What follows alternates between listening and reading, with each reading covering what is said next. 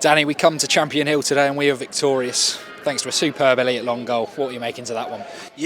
Yeah, I thought it was a bit scrappy, wasn't it, at times? Maybe not so much first half, but some good play from both teams first half. I think second half become a bit of a war of nutrition, and they kept throwing on bodies and going for the attack, trying to get it back, and we had to be resolute and defend our box really well, which I think we did. And I think if we go back to the first half, I think we scored a good goal. I'll have to watch that back, because whether that's offside or not, it looked like the ball was coming behind. I think we've had an opportunity where Teddy's gone through and been wiped out that could have been a red card maybe, only a free kick and a yellow, and then the same players got pulled Teddy back in the corner. Should have been a second yellow, and I think that could have been them down to 10 men. And then I think we've had a real blatant penalty, and I'll have to watch that back, but I think that's a penalty on the edge of the box on Elliott, and if that's happened, we could have felt aggrieved a little bit, but we didn't. We kept going, and eventually Elliott got a good goal, didn't he? It was a great finish coming in on that from that right hand side with his left foot, and I thought we could have had a couple of others. They've hit the bar and had a couple of moments, but I thought it was a good first half and then a bit of a resolute second half.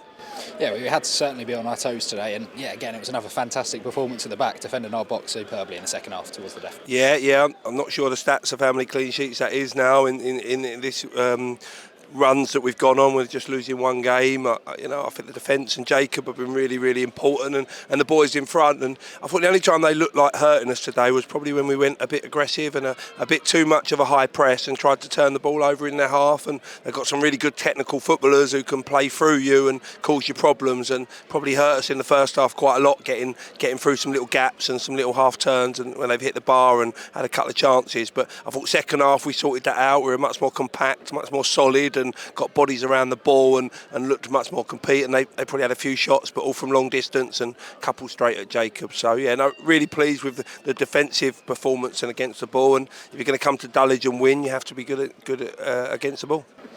Yeah, exciting times ahead on Tuesday as we face Great Wakering in the Essex Cup final.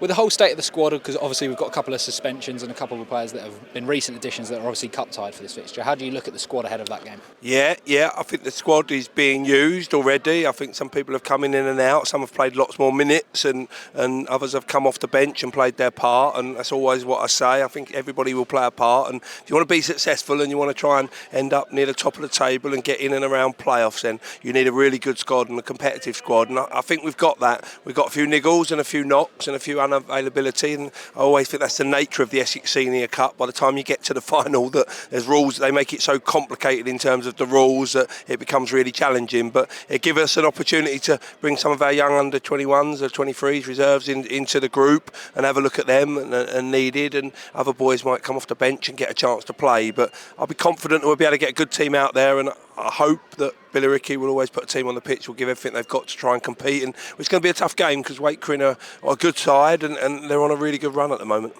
Yeah, just to mention a Great Wakering, they're on a form, I think they're 18 unbeaten at the moment. How much preparation can you do for that? Obviously with them in a different league, you might be a bit more difficult to get sorted. Yeah, I've pulled in a few favours. I've got a few games and a few 90 minutes. I've got some good clips of them. I know a few of their players already for over the years, and it's a club that I know quite well anyway, and we've had them watched 3 or 4 times, and I can assure you we're under no illusions that it's going to be an easier game, and we're going to do our homework and we're going to do things properly, and our focus has been on Dulwich with a little bit of an eye on Tuesday, and as of now my focus will go on to Great Wakering, and we're prepared like no other team, and it's a cup final at the end of the day, and we want to win it, and we want to bring that trophy back to Billericay. So to do that we have to be prepared and ready, and the boys have to go and put a shift in, which I'm sure they will. Yeah, 12 wins from 13. Congratulations today, Danny. Yeah, thank you.